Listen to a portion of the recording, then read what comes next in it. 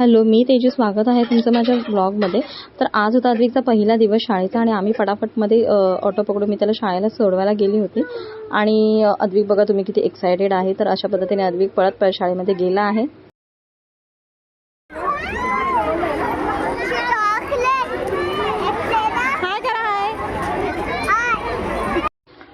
आणि दुपार झाली होती. म्हटलं काय करूया, तर मुलं म्हटली काय आपण एक तो आता जो नवीन ट्रेंड आलेला आहे काचेच्या ग्लासमध्ये हळद टाकून करण्याचा, आणि बघू शकता आम्ही केला आणि मुलं किती एक्सायटेड झाली होती. ते त्यांचा आनंद बघून खूप बरं वाटलं. तर मी आज बनवते शेपूची भाजी आणि शेपूच्या भाजीसाठी घेतलेली आहे मी शेपू मी थोडा वेळ पाण्यामध्ये भिजत टाकलेली आहे आणि मी ते मुगाची डाळ पण भिजत घातलेली आहे, तुम्ही बघू शकता. आणि तर मी तेल तापत ठेवलेलं आहे. तेलामध्ये मी मिरची,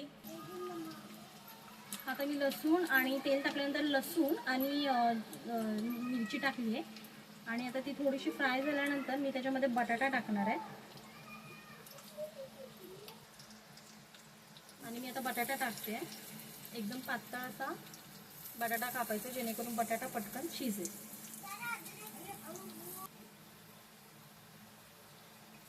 चवीपुरतं मीठ टाकलेलं आहे. मीठ टाकल्यानंतर आपल्याला जी आपण शेपूची भाजी धुतलेली आहे ती आपल्याला तव्यामध्ये टाकायची आहे. पसरवून टाकायची आहे जेणेकरून खाली लागणार नाही.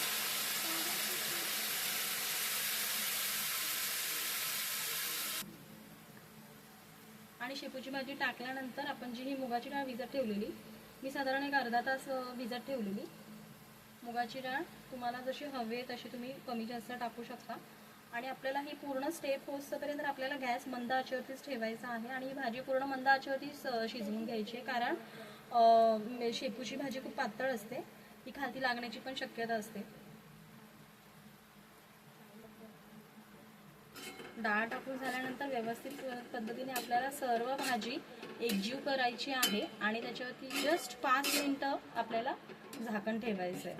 आणि 5 ते 7 मिनिटात ती भाजी शिजून जाईल. कारण की काय आपण मुगाची डाळ अर्धा तास भिजत ठेवलेली आहे, त्याच्यामुळे मूग हे लगेच वाफेवरती शिजतात भिजत ठेवलेले. तुम्ही पाहू शकता अशा प्रकारे आपली भाजी खूप छान पद्धतीत एकजीव झाली आहे. आता मी याच्यावरती आता एक 5 ते 7 मिनिटं झाकून ठेवत आहे. तुम्ही बघू शकता आपल्याला याच्यामध्ये पाणी अजिबात ऍड करायचं नाहीये, कारण की काय आपण जे भाजी धुवून टाकली आहे तर त्याच्यातलं थोडं पाणी ह्याच्यामध्ये गेलेलंच असतं.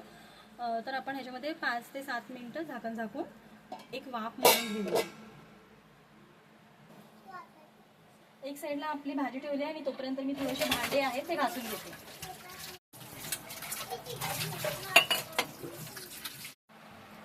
पाच मिनिटं झालेले आहेत. बघू शकता आपली भाजी किती छान प्रकारे शिजून आलेली आहे आणि खूप छान असं स्मेल सुटलेला आहे. जास्त तिला एकदम गाळ नाही करायचे, एकदम छान असं बटाटा जर तुटला ना तर समजून जायचं की आपली भाजी शिजली. बटाटा जसा आपण कापलेला तसा नाहीये, तो पूर्ण तुकडे तुकडे झाला. बघू शकता अद्विक इथे अभ्यास करत बसलेला आणि वेदांचा पण इथे अभ्यास चालू होता. आणि असा होता आजचा माझा दिवस. तुम्हाला आवडला असेल तर लाईक करा, शेअर करा.